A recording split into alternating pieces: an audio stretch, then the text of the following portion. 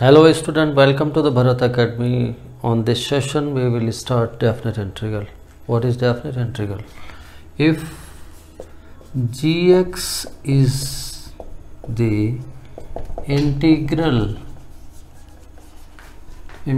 you can say it is also called primitive or antiderivative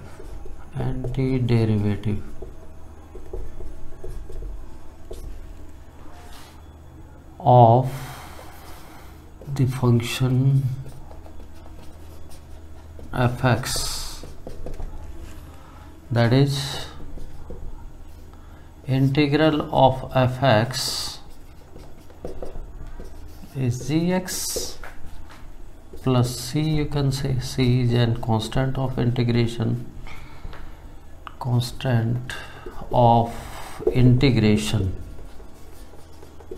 arbitrary constant you can say. Then definite integral denoted by integral where x is varying from a to b, fx dx is defined as, देखिए x is equal to a to b fx dx. Just write down its integral. Suppose this is gx plus c, put it into a bracket, lower side lower limit, and here this is upper limit. अगर integral है किसी function fx का gx है और c is arbitrary constant है, constant of integration है, तो definite integral को हम x varies from a to b fx dx से दिखाते हैं और उसको हम इस तरह से डिफाइन करते हैं. ये तुम्हारा x is equal to a, this is called lower limit and this b is called upper limit of the definite integral. और ये इस फंक्शन का जो fx है उसका इंटीग्रल हमने लिया हुआ कि gx होता है, तो gx प्लस c हो गया. ब्रैकेट में रख दीजिए, नीचे ये लोअर लिमिट रख दीजिए x is equal to a और ऊपर रख दीजिए x is equal to b. अब क्या करना, एक बार x is equal to upper limit रखिए, ये हो गया gb plus c x is equal to upper limit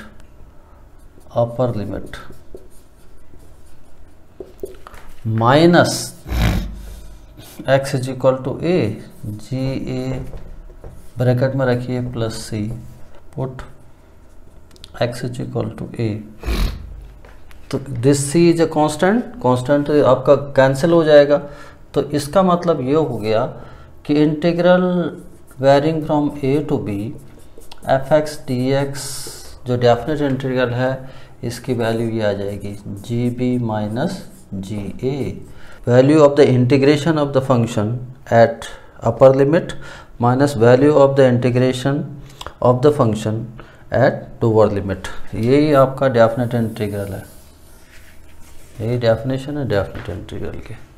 देखिए जैसे क्वेश्चन ले लेते हैं डेफिनेट इंटीग्रल पे. This is 2 to 3 x square dx, ये है सपोज कीजिए, ये डेफिनेट इंटीग्रल है.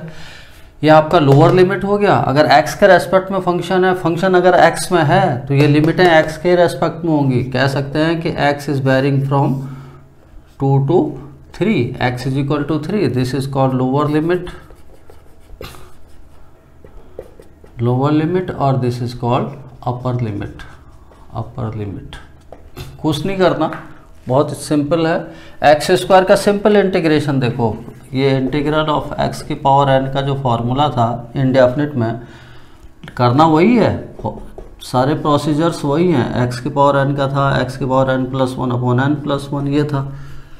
इसी तरह से एक्स स्क्वायर का अगर हम इंटीग्रल करेंगे तो क्या हो जाएगा, एक्स की पावर 2 प्लस 1 अपॉन 2 प्लस 1. इसको ब्रैकेट में रख दीजिए, इस ब्रैकेट के नीचे लिख दीजिए लोअर लिमिट दिस इज 2 और ऊपर लिख दीजिए अपर लिमिट दिस इज 3. बस इसको ज़रा और सिंप्लीफाई कर दीजिए, एक्स क्यूब अपॉन 3 और ये हो गया 2 to 3.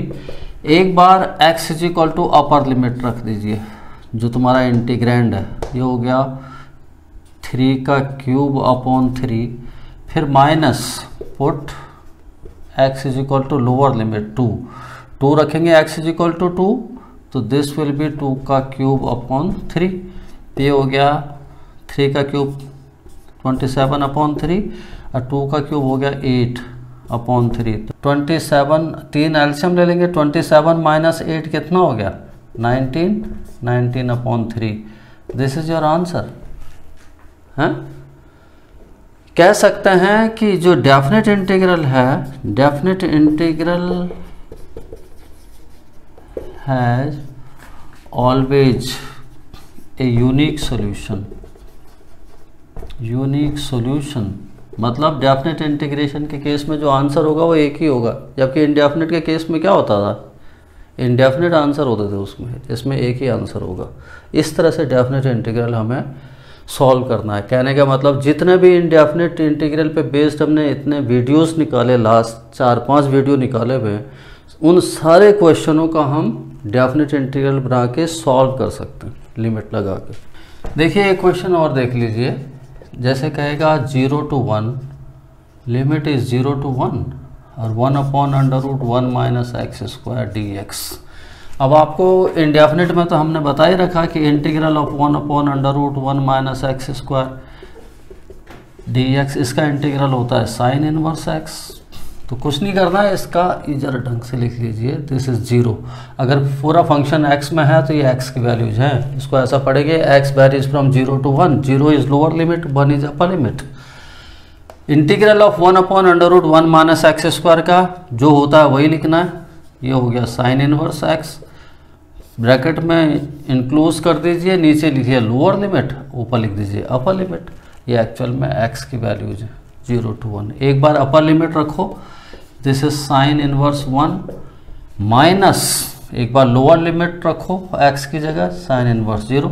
साइन देखो, इसको थोड़ा सा और बता दें, साइन 90 को बोलते हैं π/2, साइन π/2 होता है 1, तो π/2 लिख सकते हैं हम साइन इनवर्स 1 की जगह, साइन इनवर्स 1 की जगह। और साइन 0 होता है 0, तो 0 लिख सकते हैं हम किसकी जगह, साइन इनवर्स 0 की जगह। तो sine inverse 1 is your π/2, sine inverse is 0। तो answer of this definite integral is π/2 which is a unique answer. इस तरह से करना बहुत इजी है। जैसे देखिए नेक्स्ट क्वेश्चन ले लेते हैं, यह है लिमिट फंक्शन x में है तो लिमिट भी x में होंगी, इसको पढ़ेंगे x varies from 0 to 1, function is 2x upon 5x square plus 1। इसको इंटीग्रेट करना है x के रेस्पेक्ट में, और लिमिट दे रखी है 0 to 1, lower limit 0 upper limit 1। लेकिन यहाँ देखिए, यहाँ मैं सब्स्टिट्यूशन मेथड अगर अप्लाई करूँगा तो जब जब मैं सब्स्टिट्यूशन लगाऊंगा the limit will be changed, limit change हो जाएंगी, वही पुरानी लिमिट नहीं रहेंगी। जैसे देखो मैं क्या करता हूँ, पुट 5x स्क्वायर प्लस 1 को मैंने दूसरा वेरिएबल ले लिया, t बोल दिया इसको। देखिए 5x square plus 1 equal to t बोला है, तो सब्स्टिट्यूशन में यही करते हैं, differentiating both sides with respect to t. अब 5x स्क्वायर है तो x स्क्वायर का तो 2 हो जाएगा, इससे मल्टीप्लाई 10 हो जाएगा, 10x हो जाएगा, साथ में dx अपॉन dt हो जाएगा। 2 5 जा 10 हो गया ना, और x का हो गया dx अपॉन dt, 1 का 0 और t का 1 हो गया। तो हमें यहाँ देखना है x 10x dx is equal to dt, cross multiply करके x dx is equal to ये हो गया 1 अपॉन 10 dt, दिस इज dt। तो x dx की वैल्यू 1 अपॉन 10 dt, ये तो हो गया, x dx उतना लिख दूंगा मैं, 5x square plus 1 equal to t लिख दूंगा। ये जो लिमिट्स थी, लिमिट, ये न्यू लिमिट अब क्या होंगे, अब वो देख लीजिए आप। लोअर लिमिट देखो, लोअर लिमिट, लोअर लिमिट यहाँ क्या था पुराने में, if x is equal to 0, तो यहाँ से जो t था new variable, this was 5x square plus 1 था t की वैल्यू, तो x इक्वल टू 0 रखूँगा तो ये हो गया 0 प्लस 1, तो t इज 1। तो when x was 0 then new lower limit t will be 1। ये बड़ा इंटरेस्टिंग बता रहा हूँ मैं आपको। इसी तरह से अपर लिमिट जो नया हमारा आएगा, अपर लिमिट की वैल्यू, वह इफ अपर लिमिट पुरानी थी 1, if x is equal to 1, तो here this t was taken 5x square plus 1, x की जगह 1 रखेंगे तो 5, 1 का स्क्वायर प्लस 1, यानी 5 प्लस 1 दिस इज 6। तो when x is equal to 1, तो then our new upper limit t is going to be 6, 5 plus 1 6। अब देखिए क्या ये हमारा इंटीग्रल बना। अब देखो ये पुराना लिमिट था x इक्वल टू 0,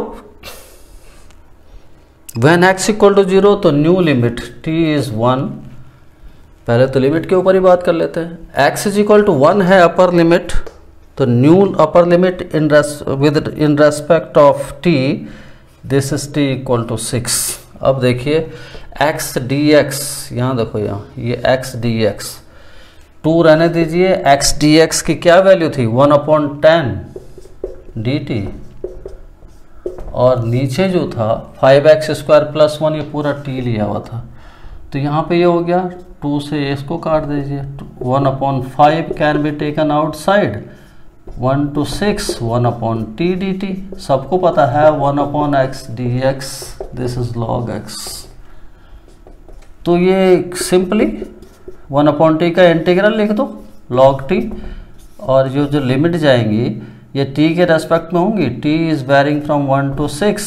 एक बार अपर लिमिट रख दीजिए, t इक्वल टू 6, तो दिस बिकम्स log 6, और ये लिख दीजिए log t इक्वल टू 1, तो this is log 1।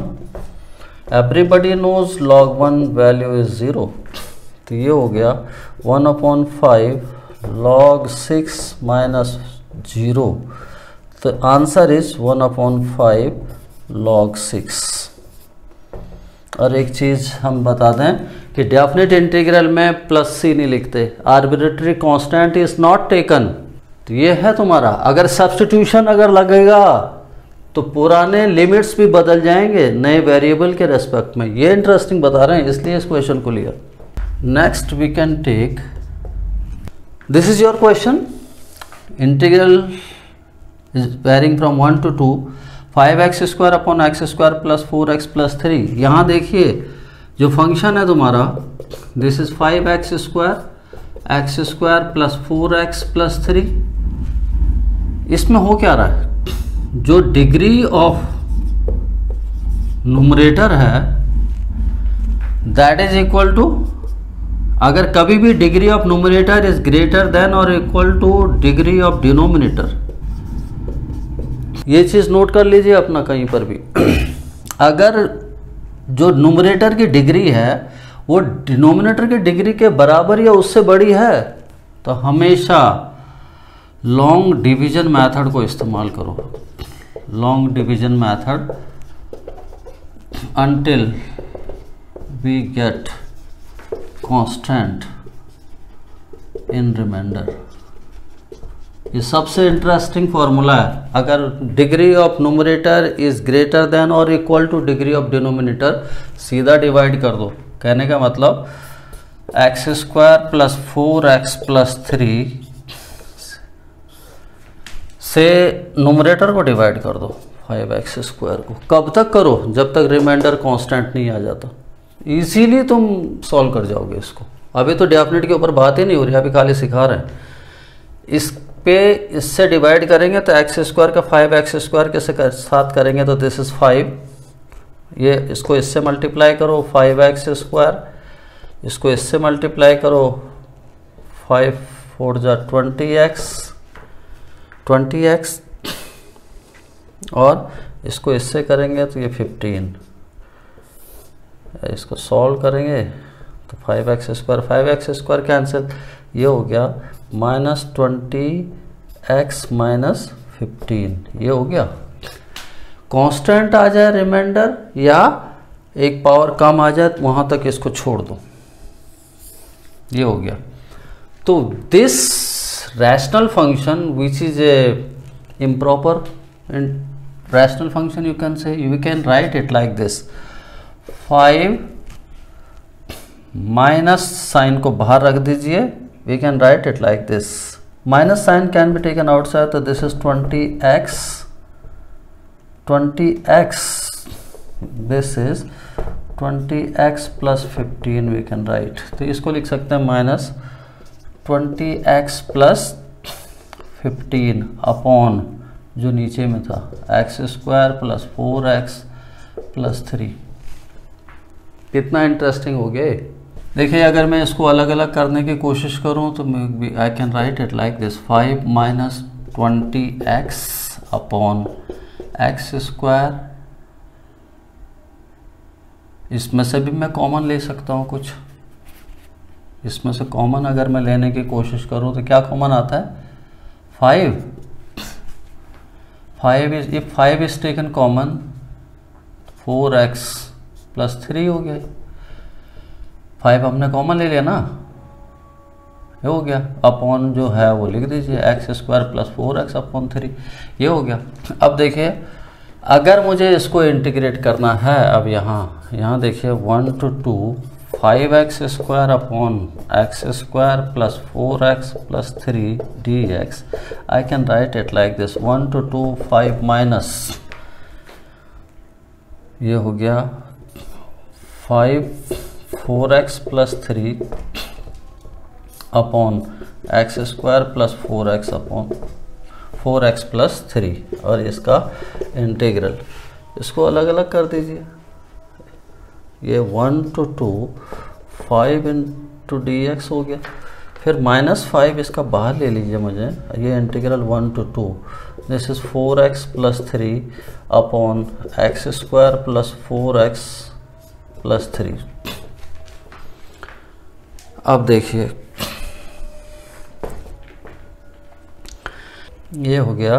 Next integral 1 to 2 5 dx minus 5 1 to 2, अगर मैं इसका लिखने की कोशिश करूं, इसका डिफरेंशियल लिख दो सीधा आंख मीच के, 2x प्लस 4, और इस पे कोई फ़र्क भी नहीं पड़ना चाहिए, ये dx है upon x square plus 4x plus 3, लेकिन अभी मेरा ऑपरेशन ख़त्म नहीं हुआ, ये 2x प्लस 4 इसका डिफरेंशियल लिखा मैंने खाली अपनी सहूलियत के लिए, लेकिन मेरा इस पे फ़र्क नहीं पड़ना चाहिए, ये 4x था और यहाँ 2x है, तो किससे मल्टीप्लाई करूँ इसको, 2 से तो मैं आँख मीच के लगाना पड़ेगा, क्योंकि 4x होना चाहिए, 2 2 जा 4x हो गया। फिर आगे देखिए क्या गड़बड़ हो गया, 2x प्लस 4 तो मैंने लिखना था, लेकिन इस पर फ़र्क नहीं पड़ना चाहिए, ये 3 होना चाहिए, तो 2 इंटू 2x, ये तो 4x हो गया, लेकिन 2 इंटू 4 करूँ तो ये तो 2 4 जा 8 हो जाता, लेकिन 3 चाहिए, तो 8 में से कितना मैं प्लस माइनस करूँ कि 3 आ जाए, तो 8 माइनस 5 करना पड़ेगा मुझे, तो ये मेरा अब जाके सेट हुआ है। देखो ये क्या हो गया, ये हो गया। नेक्स्ट यहाँ से सीधा लिख दीजिए, 5 का हो गया, 5 अगर बाहर ले लूँगा तो 1 इंटू 2 1 इंटू dx समझो, यहाँ देखो मैं कितना इसको चालाकी से उड़ा दूंगा, इसको लिखूँगा मैं -5, 5 2 जा 10 हो गया, बाहर लिख लेता हूँ मैं, अलग अलग कर दूंगा मैं इसको, 5 2 जा 10, इसको लिखूँगा मैं 2x plus 4 upon x square plus 4x plus 3, अलग अलग कर रहा हूँ मैं, 5 2 जा 10 लिख दिया मैंने। अब आगे मैं चलाऊँगा, माइनस माइनस प्लस हो जाएगा, ये प्लस -5 प्लस हो गया, 5 5 जा 25। अब ये 1 to 2 1 upon x square plus 4x plus 3, बहुत शानदार क्वेश्चन है तुम्हारे बोर्ड पॉइंट ऑफ व्यू से। देखो मैंने 2-3 चीज़ें आप लोगों को बताई हुई हैं पहले, अगर numerator is the differentiation of denominator, तो इस फंक्शन का पूरा इंटीग्रल जो वैल्यू था that was log of denominator, यह आंसर था जो ये तो था, ये तो सबको पता था, और इसको मैं परफेक्ट स्क्वायर बनाने की कोशिश करता हूँ। तो यहाँ देखिए 5 1 का x के रेस्पेक्ट में इंटीग्रल हो गया x, ये ब्रैकेट नीचे लोअर ऊपर अपर लिमिट रख दो, ये पूरा का पूरा 2x plus 4 is the differential of denominator x square plus 4x plus 3, तो I can write it like this, log of denominator x square plus 4x plus 3, और इस जो इंटीग्रेंट है इसको ब्रैकेट में क्लोज कर दीजिए और नीचे लोअर ऊपर अपर लिमिट। अब यहाँ देखो मैं कितना भयंकर चीज़ इसको करूँगा, अभी सब पता है तो मैं समझा रखा मैंने। एक्स स्क्वायर है ये, this is a quadratic equation.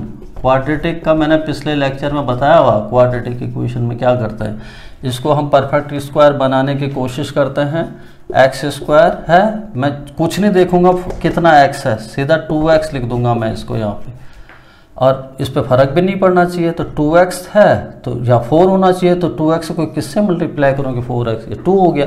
ये 2x के साथ जो अटैच्ड होता है, तो मैंने पहले भी बोला है ए स्क्वायर है, ये 2a अगर साथ में है, इसके 2a के साथ में जो होता है ए स्क्वायर प्लस 2a है, 2a के साथ जो होता है b, अगर इसका स्क्वायर जोड़ूंगा तभी जाके ये a प्लस बी का होल स्क्वायर बनता है। एवरीबॉडी नोज ये परफेक्ट स्क्वायर बनाना है। तो ये देखिए एक्स स्क्वायर प्लस 2x के साथ यहाँ 2 है, इसका होल स्क्वायर 4 जोड़ो, 4 घटाओ, कोई फर्क नहीं पड़ना चाहिए, प्लस जो है उसको वैसे ही रखो प्लस 3।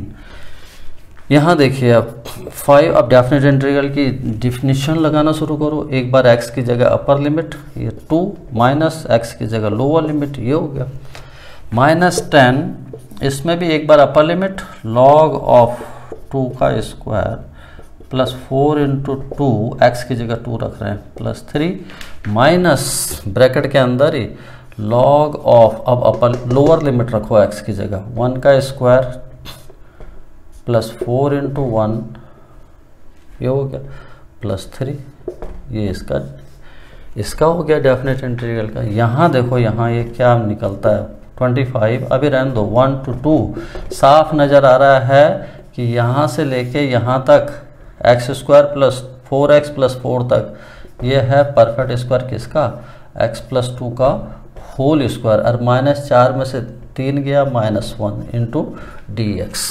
बहुत शानदार चीज़ बन गई। देखो एक चीज़ और तुम्हें बताएं, ये मेरे पास बहुत शानदार चीज़ आया, ये इस फॉर्म में है 1/x स्क्वायर माइनस ए स्क्वायर का क्या इंटीग्रल होता था, 1/2a लॉग x माइनस ए अपॉन एक्स प्लस ए, ये होता था एब्सोल्यूट में। रखो इसको, देखो दिस इज 5, ये 2 में से 1 गया, 1 2 में से 1 गया, -10 लॉग देखिए कितना है ये 4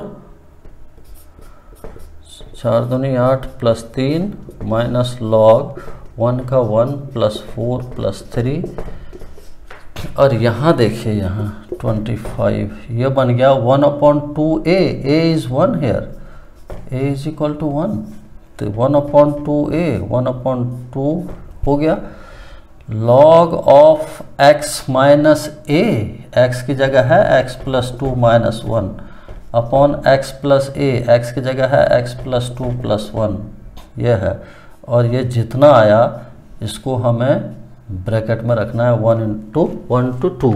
अब देखिए ये हो गया 5 -10, ये कितना हो गया लॉग कितना 8 4 12 3 15 लॉग 15 माइनस लॉग 4 1 5 और 3 8 लॉग 8, और यहाँ देखो ये 25/2 ये हो गया लॉग, ज़रा इसको ढंग से कर ही दें, 2 माइनस 1 x प्लस 1 हो गए, और ये नीचे आया x प्लस 3, और ये ब्रैकेट में क्लोज 1 to 2, तो ये हो गया।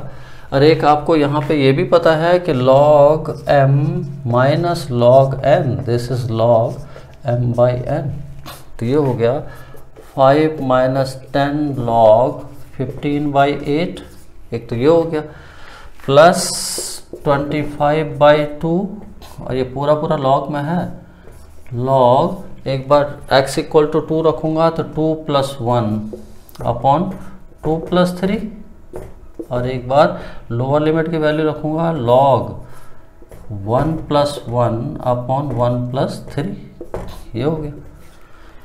लास्ट में ये आया 5 माइनस 10 log 15/8 और प्लस 25/2 log, ये आया 2 1 3 3/5 माइनस log 2/4 1/2। समझिए इसे, इसको भी मैं कर सकता हूँ।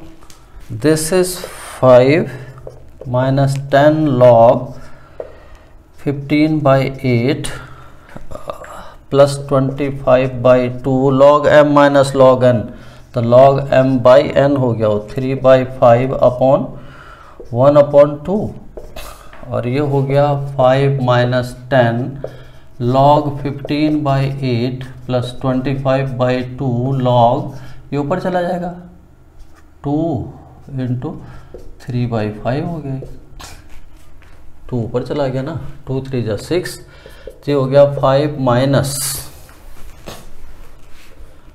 10 log 15/8 प्लस 25/2 log 6/5। इसके साथ भी कर सकते हैं, लेकिन इतना ही रखो इसको। देखिए जैसे ये डेफिनेट इंटीग्रल है, 0 to 1 फंक्शन है x e x plus sine pi x अपॉन 4 होल का dx। अब देखिए अलग अलग है, मैंने बताया था अगर ये function f1x plus f2x and so on हो और इनका समेशन का इंटीग्रल हो तो अलग अलग हम सेपरेट कर सकते हैं इसको। f1x अलग कर सकते हैं, f1x का इंटीग्रल प्लस f2x का इंटीग्रल, और जितना भी हैं हम कर सकते हैं इनको सेपरेट, वही हम यहाँ करेंगे। इसके बाद देखिए 0 to 1 x into E x D x कर दिया, plus 0 to 1 sine pi x/4 और ये dx। देखिए यहाँ पे प्रोडक्ट रूल लगाऊंगा मैं, दो फंक्शन है, this is f1 this is f2, या ये हमने बताया था ये fx ले लो या तो इसको gx ले लो, और everybody knows integral by parts, integral by parts अगर आएगा तो उसमें डेफिनेट कैसे हम अप्लाई करेंगे वो देखिए, वो आप इंटरेस्टिंग है, अच्छे बीएससी एमएससी वाले भी नहीं करते उसको सही। देखिए क्या था, इंटीग्रल बाय पार्ट्स का मैं फॉर्मूला ही पहले लिख दूं, दो फंक्शन है fx इंटू जी एक्स और इनका निकालना है इंटीग्रल, इनके प्रोडक्ट का। तो ये होता था first function as it is, integral of second function minus differential of first function, integral of second function, और जितना इसको सॉल्व करके आता था फिर से होल का इंटीग्रल, ये चीज होता था। अब देखिए मैं कैसे लगाऊंगा, आइलेट रूल तो यहाँ फॉलो कर ही रहा है, एल्जेब्रिक पहले एक्सपोनेंशियल बाद में, तो फर्स्ट fx इसको ले रखा है x को, gx को इसको लिया हुआ, तो मैं पहले फॉर्मूला ही लिख दूँ, first function as it is x as it is. यहाँ देखो integral of ex, integral of ex क्या होता है ex, अब मैं लंबा चौड़ा थोड़ी लिखता रहूँगा, अब तो बहुत आगे निकल गया हम। इंटीग्रल ऑफ ex gx, इसके बाद जो तुम्हारे लिमिट्स हैं इसको ब्रैकेट में क्लोज करो 0 to 1, ये नहीं कि यहाँ इंटीग्रल करते हुए यहाँ भी लिखना, कोई मतलब नहीं रहेगा उसका। First function as it is, integral of second पूरा लिखो और फिर उस पूरे को ब्रैकेट में रखो, फिर minus 0 to 1 differential of first D by D x of x, integral of second E x D x, जितना आएगा यहां नहीं लिमिट का इस्तेमाल करना लोअर अपर का, ये ध्यान रखना, ये जितना आएगा इसके बाद करना उसको सॉल्व करके लिमिट का इस्तेमाल, ये इंटरेस्टिंग बता रहे हैं। और ये नेक्स्ट वाला जो बता रहे हैं, देखो सीधा सीधा ये साइन में है, हमने बताया था साइन ए एक्स का अगर इंटीग्रल तुम्हें कहीं निकालना है तो साइन का डिफरेंस इंटीग्रल जो होता था, साइन का इंटीग्रल क्या होता था, माइनस कॉस साइन ए एक्स है तो कॉस ए एक्स।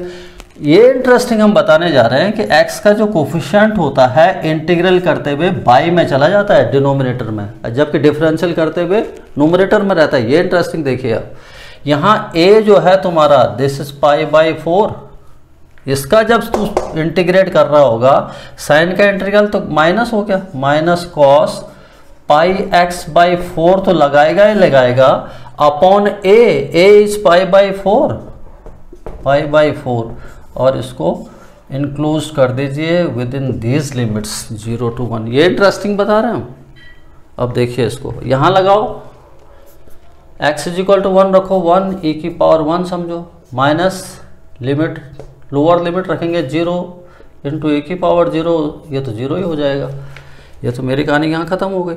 यहाँ जब करूँगा मैं 0 to 1, यहाँ देखो यहाँ 0 to 1 x का डिफरेंशियल 1 और ex का इंटीग्रल ex dx, इसके बाद इंटीग्रल करके तब अप्लाई करना है, यहाँ बीच में नहीं अप्लाई करना। ये इंटरेस्टिंग है।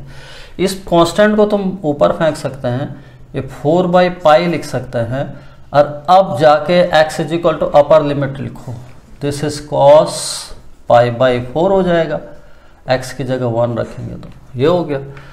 माइनस x इक्वल टू 0 रखो तो दिस विल बिकम cos 0। अब देखिए आप, ये e की पावर 1 का मतलब e हो गया, ये 0 हो गया तुम्हारा। ex का इंटीग्रल अब निकालेंगे तो वो दिस इज ex। अब जाके इसमें लिमिट का इस्तेमाल करेंगे। ये हम इंटीग्रल पाई पार्ट्स में डेफिनेट इंटीग्रल कैसे सॉल्व करते हैं इसलिए लिया ये क्वेश्चन। अब इसको देखो, minus 4/π cos π/4 1/√2 cos 0 this is -1, cos 0 is 1, negative में है तो -1 हो गया। ये हो गया आपका e हो गया। यहाँ अगर मैं अपर लिमिट रखूँगा तो e हो गया x की जगह 1, e और e की पावर 0 हो गया।